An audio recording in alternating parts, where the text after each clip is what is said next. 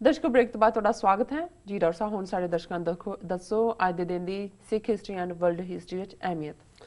ਸਿੱਖ ਇਤਿਹਾਸ ਦੇ ਹਵਾਲੇ ਨਾਲ 1855 ਦੇ ਵਿੱਚ ਬਾਬਾ ਦਿਆਲ ਜਿਨ੍ਹਾਂ ਨੇ ਰਾਵਲਪਿੰਡੀ 'ਚ ਨਿਰੰਕਾਰੀ ਮੂਵਮੈਂਟ ਸ਼ੁਰੂ ਕੀਤੀ, ਅਸਲੀ ਨਿਰੰਕਾਰੀ, ਜਿਵੇਂ ਬੁੱਤ ਪੂਜਾ ਦੇ ਖਿਲਾਫ ਸਨ, ਧੰਨ ਨਿਰੰਕਾਰ, ਤੂੰ ਨਿਰੰਕਾਰ, ਇਹ ਧੁਨ ਕੀਰਤਨ 'ਚ ਉਹਨਾਂ ਦੀ ਪੋਪੂਲਰ ਸੀ ਜੀ। ਉਹਨਾਂ ਦੇ ਬੇਟੇ ਬਾਬਾ ਦਿਆਲ ਦੇ ਦਰਬਾਰਾ ਸਿੰਘ ਜਿਹੜੇ ਕਿ ਅੰਮ੍ਰਿਤਧਾਰੀ ਸਿੱਖ ਸਨ, ਉਹਨਾਂ ਨੇ, ਕਿਉਂਕਿ ਉਦੋਂ ਤੱਕ ਸਿੱਖ ਰਾਜ ਦੇ ਵੇਲੇ ਤੱਕ ਅੱਗ ਨਾਲ ਫੇਰਿਆਂ ਦਾ ਔਰ ਬਹੁਤ ਸਾਰੀਆਂ ਬ੍ਰਾਹਮਣਿਕਲ ਰਸਮਾਂ ਸਿੱਖਾਂ 'ਚ ਆ ਗਈਆਂ ਸੀ, ਸੋ ਦਰਬਾਰਾ ਸਿੰਘ ਹੋਰਾਂ ਨੇ ਜਿਹੜਾ ਗੁਰੂ ਗ੍ਰੰਥ ਸਾਹਿਬ ਨਾਲ 4 ਲਾਵਾਂ ਦੇ ਕਾਨਸੈਪਟ ਨੂੰ, ਜਿਹਨੂੰ ਬਾਅਦ ਦੇ ਵਿੱਚ 1909 'ਚ ਆਨੰਦ ਮੈਰਿਜ ਐਕਟ ਦੇ ਥੱਲੇ ਮਾਨਤਾ ਮਿਲੀ, ਇਹਨੂੰ ਕਾਫੀ ਪ੍ਰਚਾਰ ਕੀਤਾ ਇਸ ਦਾ ਔਰ ਪ੍ਰਚਲਿਤ ਕੀਤਾ ਜੀ।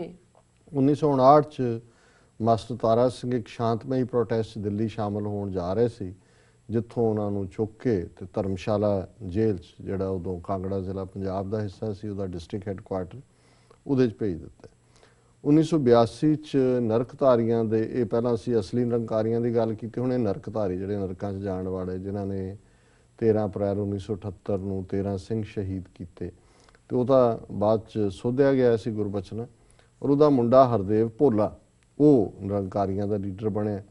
ਔਰ ਉਦੋਂ ਪੰਜਾਬ 'ਚ ਨਰਕਧਾਰੀਆਂ ਦੇ ਖਿਲਾਫ ਕਾਰਵਾਈਆਂ ਸ਼ੁਰੂ ਸੀ, ਸੋ ਬੜਾ ਘਬਰਾਇਆ ਹੋਇਆ ਸੀ। ਸੋ ਇਹਦੇ ਕੁਛ ਯਾਰ, ਜਿਹਨਾਂ 'ਚ ਕੈਪਟਨ ਅਮਰਿੰਦਰ ਸਿੰਘ, ਇਹ ਸਾਰੇ ਵੀ ਸ਼ਾਮਲ ਸੀ ਜੀ। ਇਹਨਾਂ ਨੇ ਕਿਤੇ ਨਾ ਕਿਤੇ ਬੈਕ ਡਰੋਪ ਕਰਕੇ ਇਹ ਚਾਹਿਆ, ਜਥੇਦਾਰ ਗੁਰਦਿਆਲ ਸਿੰਘ ਜਨੋਆ ਜਥੇਦਾਰ ਸੀ ਜੀ, ਹਰਦੇਵ ਭੋਲੇ ਤੋਂ ਇੱਕ ਚਿੱਠੀ ਲਿਖਾ ਲਈ ਕਿ ਜੀ ਮੈਂ ਕੋਈ ਸਤਿਕਾਰ ਕਰਦਾ ਸਿੱਖੀ ਦਾ, ਔਰ ਕਿਉਂਕਿ ਨਰਕਧਾਰੀਆਂ ਦੇ ਖਿਲਾਫ 10 ਜੂਨ 1978 ਨੂੰ ਅਕਾਲ ਤਖਤ ਸਾਹਿਬ ਤੋਂ ਹੁਕਮਨਾਮਾ ਜਾਰੀ ਹੋਇਆ ਸੀ ਕਿ ਸਿੱਖ ਨਹੀਂ ਨੇ ਜੀ, ਔਰ ਇਹਨਾਂ ਦੇ ਪ੍ਰਚਾਰ ਪ੍ਰਸਾਰ ਨੂੰ ਹਰ ਸੰਭਵ ਤਰੀਕੇ ਨਾਲ ਰੋਕਿਆ ਜਾਏ। ਸੋ ਉਹਦੇ ਤੇ ਸਿੱਖ ਜਿਹੜੇ ਨੇ ਐਕਟ ਕਰ ਰਹੇ ਸੀ ਉਸ ਹੁਕਮਨਾਮੇ ਤੇ, ਸੋ ਇਹ ਚਾਹੁੰਦੇ ਸੀ ਕਿ ਵੀ ਇਹ ਜਿਹੜਾ ਇਹ ਰੋਕਿਆ ਜਾਏ ਇਹਨਾਂ ਦੇ ਖਿਲਾਫ ਜੋ ਬਣ ਰਿਹਾ ਟੈਂਪੋ।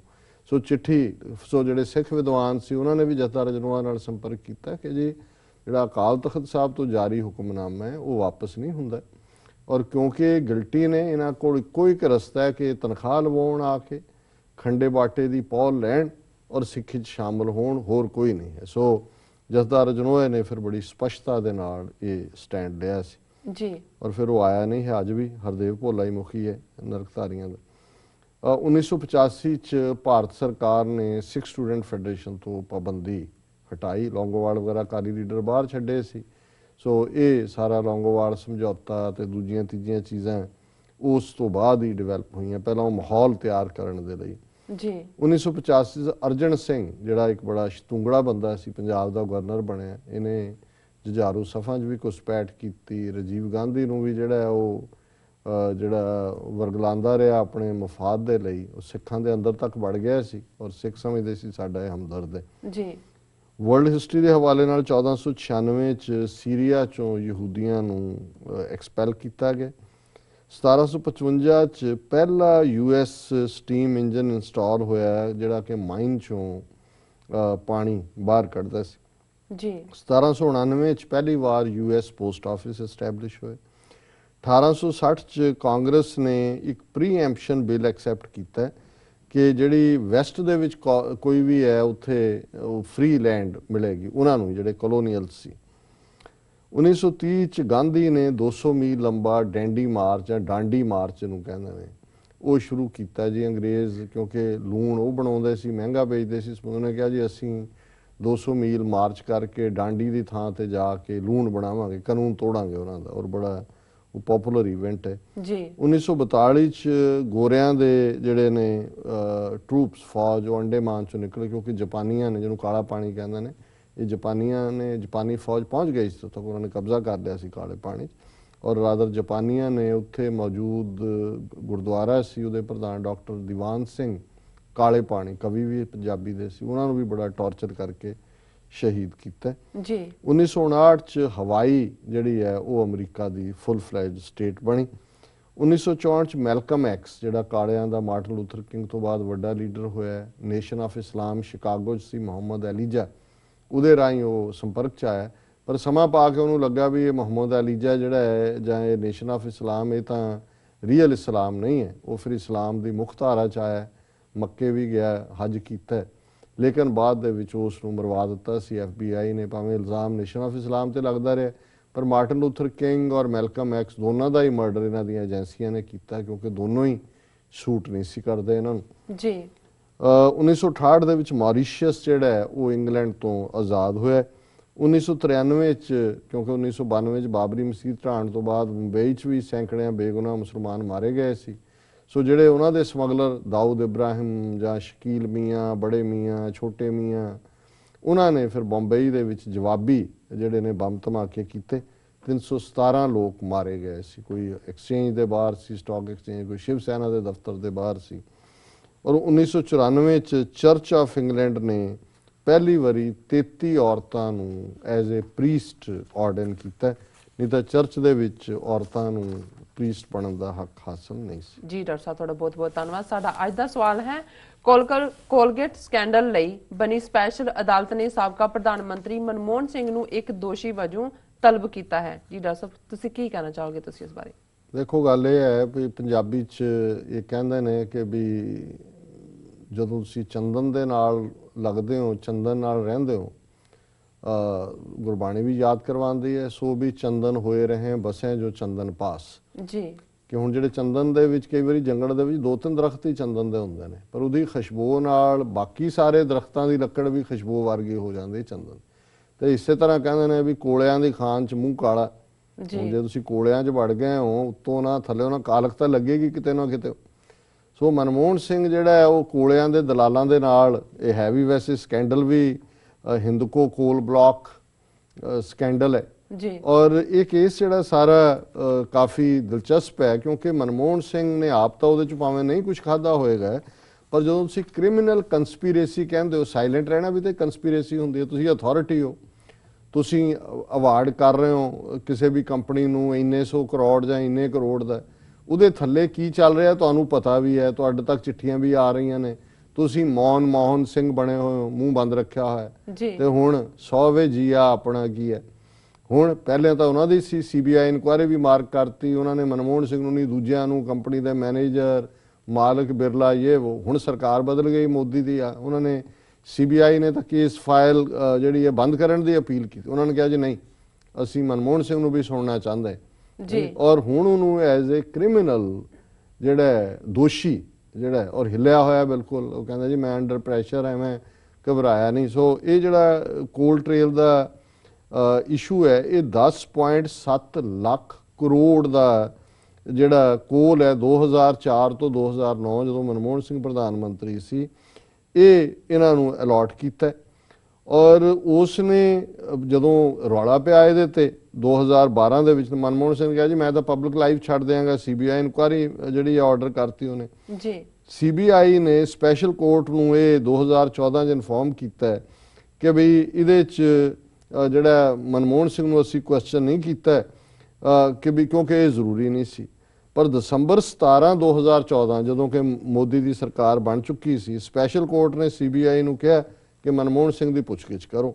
ਜੀ। ਜਨਵਰੀ 20 2015 CBI ਨੇ ਫਿਰ ਰਿਕਾਰਡਡ ਸਟੇਟਮੈਂਟ ਮਨਮੋਹਨ ਸਿੰਘ ਦੀ ਦਿੱਤੀ ਤੇ ਮਾਰਚ 11 2015 ਨੂੰ ਸਪੈਸ਼ਲ ਕੋਰਟ ਨੇ ਸਪੈਸ਼ਲੀ ਜਿਹੜਾ ਮਨਮੋਹਨ ਸਿੰਘ ਔਰ ਕੁਮਾਰਾ ਮੰਗਲਮ ਬਿਰਲਾ, PC ਪਾਰਖ, ਉਹਨਾਂ ਨੂੰ ਦੋਸ਼ੀਆਂ ਦੇ ਤੌਰ ਦੇ ਉੱਤੇ ਤਲਬ ਕੀਤੇ। ਔਰ ਇਹ ਗੱਲ ਉਹਨਾਂ ਨੇ ਬਿਲਕੁਲ ਇਹ ਸਪਸ਼ਟ ਕਰ ਦਿੱਤੀ ਹੈ ਕਿ ਬਈ ਜੇ ਇਹ ਸਾਬਤ ਹੁੰਦਾ ਹੈ ਤਾਂ ਉਹਨਾਂ ਨੇ ਜਿਹੜੇ criminal breach of trust by public servant under Indian Penal Code and criminal misconduct by public servant under PCA, ਜਿਹਦੇ 'ਚ ਉਮਰ ਕੈਦ ਦੀ ਸਜ਼ਾ ਹੋ ਸਕਦੀ। ਵੈਦਰ ਸਜ਼ਾ ਹੋਏਗੀ ਕਿ ਨਹੀਂ ਹੋਏਗੀ ਇਹ ਤਾਂ ਬਾਅਦ ਦੀ ਗੱਲ ਹੈ, ਪਰ ਇੱਕ ਗੱਲ ਜ਼ਾਹਰ ਹੈ ਕਿ ਜੇ ਤੁਸੀਂ ਕੋਲਿਆਂ ਦੀ ਉਸ ਖਾਨ ਦੇ ਵਿੱਚ ਵੜੋਗੇ ਤਾਂ ਮੂੰਹ ਸਿਰ ਕਾਲਾ ਹੋਏਗਾ। ਸੋ ਜੇ ਚੰਦਨ ਦੇ ਵਿੱਚ ਰਹੋਗੇ, ਇਹ ਜਾਣਦਿਆਂ ਹੋਇਆ ਵੀ ਕਿ ਇਹ ਜਿਵੇਂ ਇੱਕ ਆਲੂ ਵਾਲੀਆ ਸਨ IAS ਰਿਟਾਇਰਡ, ਉਹ ਕੈਲੀਫੋਰਨੀਆ ਗਿਆ, ਉਹ ਕਹਿੰਦਾ ਜੀ ਇਹ ਬਦਮਾਸ਼ਾਂ ਦੀ ਕੰਪਨੀ ਦਾ, ਠੱਗਾਂ ਦੀ ਕੰਪਨੀ ਦਾ ਇਮਾਨਦਾਰ ਅਕਾਊਂਟੈਂਟ ਹੈ ਜੀ। ਤੇ ਹੁਣ ਜੇ ਠੱਗ ਚਾਰ ਚ ਫਿਰੇ ਨੇ ਤਾਂ ਅਕਾਊਂਟੈਂਟ ਨੂੰ ਵੀ ਥੋੜਾ ਜਿਹਾ ਸੇਕ ਤਾਂ ਲੱਗਣਾ ਹੀ ਸੀ। ਜੀ ਬਿਲਕੁਲ ਡਾਕਟਰ ਸਾਹਿਬ। ਪ੍ਰੋਗਰਾਮ ਦੇ ਅੰਤ ਵਿੱਚ ਸਾਡੇ ਦਰਸ਼ਕਾਂ ਨੂੰ ਦੱਸੋ ਅੱਜ ਦਾ ਵਿਚਾਰ। ਅੱਜ ਦੇ ਵਿਚਾਰ ਲਈ ਅਸੀਂ ਭਾਈ ਗੁਰਦਾਸ ਜੀ ਦੇ ਕਵਿਤ ਨੰਬਰ 77 ਨੂੰ ਚੁਣੇ। ਬ੍ਰਿਜ ਭਾਸ਼ਾ ਦੇ ਵਿੱਚ ਇਹ ਸ਼ਬਦ ਸੁਰਤ ਲਿਵ ਜੋਤ ਕੋ ਉਦੋਤ ਭਇਓ, त्रिभुवन और त्रिकाल अंतर दिखाए हैं। शब्द सुरत लिव गुरमत को प्रगास, अकथ कथा विनोद अलख लखाए हैं, शब्द सुरत लिव निजर अपार धार, प्रेम रस रसक हुए अपिया पियाए हैं, शब्द सुरत लिव सोहंग सो अजपा जाप, सहज समाद सुख सागर समाए हैं। जी कि जदों जग्यासू ਦੀ ਸੁਰਤ ਸ਼ਬਦ ਦੇ ਨਾਲ ਜੁੜਦੀ ਹੈ, ਸ਼ਬਦ ਸੁਰਤ ਲਿਵ ਔਰ ਉਹਦੀ ਲਿਵ ਉਹਦੀ ਸੁਰਤ ਸ਼ਬਦ ਨਾਲ ਜੁੜੀ, ਲਿਵ ਨਿਰੰਕਾਰ ਨਾਲ ਲੱਗੀ, ਜੋਤ ਕੋ ਉਦੋਤ ਭਇਓ, ਫਿਰ ਉਹਦੇ ਅੰਦਰ ਉਦੋਤ ਹੁੰਦਾ ਹੈ ਰੇਡੀਏਸ਼ਨ, ਉਸ ਰੱਬ ਦੀ ਜੋਤ ਦੇ ਵਿਗਾਸ ਦਾ ਪ੍ਰਗਟਾ ਹੁੰਦਾ ਹੈ। ਜੋਤ ਕੋ ਉਦੋਤ ਭਇਓ ਤ੍ਰਿਭਵਨ ਔ ਤ੍ਰਿਕਾਲ ਅੰਤਰ ਦਿਖਾਏ ਹੈ। ਫਿਰ ਉਹਨੂੰ ਆਪਣੇ ਅੰਦਰ ਹੀ ਤ੍ਰਿਭਵਨ, ਤਿੰਨ ਦੁਨੀਆ ਤੇ ਤਿੰਨ ਕਾਲ, ਪਾਸਟ ਪ੍ਰੈਜ਼ੈਂਟ ਫਿਊਚਰ, ਜੀ ਤਿੰਨ ਦੁਨੀਆ ਤਿੰਨ ਕਾਲ ਉਸ ਦੇ ਅੰਦਰ ਪ੍ਰਕਾਸ਼ਮਾਨ ਹੁੰਦੇ ਨੇ, ਉਹਨਾਂ ਦਾ ਉਸ ਨੂੰ ਗਿਆਨ ਹੁੰਦਾ ਹੈ। ਸ਼ਬਦ ਸੁਰਤ ਲਿਵ ਗੁਰਮਤ ਕੋ ਪ੍ਰਗਾਸ, ਕਿ ਜਿਹਦੀ ਸੁਰਤ ਸ਼ਬਦ ਨਾਲ ਜੁੜਦੀ ਹੈ ਉਹਦੇ ਅੰਦਰ ਗੁਰੂ ਦੀ ਮਤ ਦਾ ਪ੍ਰਗਾਸ ਹੁੰਦਾ ਹੈ, ਚਾਨਣ ਹੁੰਦਾ ਹੈ। ਅਕਥ ਕਥਾ ਵਿਨੋਦ ਅਲਖ ਲਿਖਾਏ ਹੈ, ਉਹਨੂੰ ਬਲਿਸ, ਉਹ ਅਕਥ ਕਥਾ ਐਸਾ ਅਨੁਭਵ ਜਿਸ ਨੂੰ ਬਿਆਨ ਨਹੀਂ ਕੀਤਾ ਜਾ ਸਕਦਾ, ਵਿਨੋਦ ਬਲਿਸਫੁਲ ਐਕਸਟੈਸੀ ਉਸ ਦੇ ਅੰਦਰ ਅਨੁਭਵ ਹੁੰਦੀ ਹੈ। ਸ਼ਬਦ ਸੁਰਤ ਲਿਵ ਨਿਝਰ ਅਪਾਰ ਧਾਰ, ਪਰਪੈਚੁਅਲ ਫਲੋ ਆਫ ਐਲਿਗਜ਼ਰ, ਕਿ ਉਹਦੇ ਅੰਦਰੋਂ ਪਿਆਰ ਦਾ ਜਿਹੜਾ ਝਰਨਾ ਹੈ, ਆਨੰਦ ਦਾ ਝਰਨਾ ਹੈ, ਉਹ ਨਿਰੰਤਰ ਨਿਝਰ, ਉਹ ਲਗਾਤਾਰਤਾ ਦੇ ਨਾਲ ਫੁੱਟਦਾ ਹੈ। ਨਿਝਰ ਧਾਰ, ਧਾਰ ਸਟ੍ਰੀਮ ਨੂੰ ਕਹਿੰਦੇ ਨੇ, ਪਿਆਰ ਦਾ ਚਸ਼ਮਾ ਉਹਦੇ ਅੰਦਰੋਂ ਬੇਰੋਕ ਟੋਕ ਜਿਹੜਾ ਵਗਦਾ। ਪ੍ਰੇਮ ਰਸ ਰਸਕ ਹੋਏ ਅਪੀਆ ਪਿਆਏ ਹੈ, ਉਹ ਤਾਂ ਪ੍ਰੇਮ ਦੇ ਰਸ ਵਿੱਚ ਰਸਿਆ ਹੋਇਆ ਉਸ ਅੰਮ੍ਰਿਤ ਰਸ ਨੂੰ ਪੀਂਦਾ ਹੈ, ਮਸਤੀ ਦੇ ਵਿੱਚ ਹੁੰਦਾ ਹੈ, ਉਸ ਆਨੰਦ ਦੇ ਵਿੱਚ ਹੁੰਦਾ ਹੈ। ਸ਼ਬਦ ਸੁਰਤ ਲਿਵ, ਜਿਸ ਦੀ ਲਿਵ ਜੇ ਔਰ ਸੁਰਤ ਸ਼ਬਦ ਨਾਲ ਜੁੜੀ ਹੈ, ਸੋਹੰਗ ਸੋ ਅਜਪਾ ਜਾਪ, ਉਹ ਸੋਹੰਗ ਤੂੰ ਹੀ ਹੈ, ਤੂੰ ਹੀ ਹੈ, ਉਹੀ ਹੈ, ਉਹੀ ਹੈ ਜੀ, ਤੂੰ ਨਿਰੰਕਾਰ, ਤੂੰ ਨਿਰੰਕਾਰ, ਉਹ ਅਠੇ ਪੈਰ ਸੋਹੰਗ ਸੋਹੰਗ ਕਰਦੇ। ਸਹਿਜ ਸਮਾਦ ਸੁਖ ਸਾਗਰ ਸਮਾਏ ਹੈ, ਉਹ ਹਮੇਸ਼ਾ ਸੁਖ ਦੇ ਸਾਗਰ ਵਿੱਚ ਰਹਿੰਦਾ ਹੈ, ਸਹਿਜ ਦੇ ਵਿੱਚ ਰਹਿੰਦਾ ਹੈ। ਇਹ ਸਮਾਧੀ ਸਹਿਜ ਦੀ ਸਮਾਧੀ ਹੈ ਔਰ ਹਮੇਸ਼ਾ ਉਹ ਇੱਕ ਆਨੰਦ ਦੀ ਅਵਸਥਾ ਵਿੱਚ ਰਹਿੰਦਾ ਹੈ। ਸੋ ਇਹ ਅੱਜ ਦਾ ਵਿਚਾਰ। ਜੀ ਡਾਕਟਰ ਸਾਹਿਬ, ਤੁਹਾਡਾ ਬਹੁਤ ਬਹੁਤ ਸ਼ੁਕਰੀਆ, ਤੁਸੀਂ ਅੱਜ ਦਾ ਵਿਚਾਰ ਸਾਡੇ ਦਰਸ਼ਕਾਂ ਨਾਲ ਸਾਂਝਾ ਕੀਤਾ। ਇਸ ਨਾਲ ਆਪਣੇ ਵਿਊਅਰਸ ਕੋਲ ਲੈਣੇ ਇਜਾਜ਼ਤ।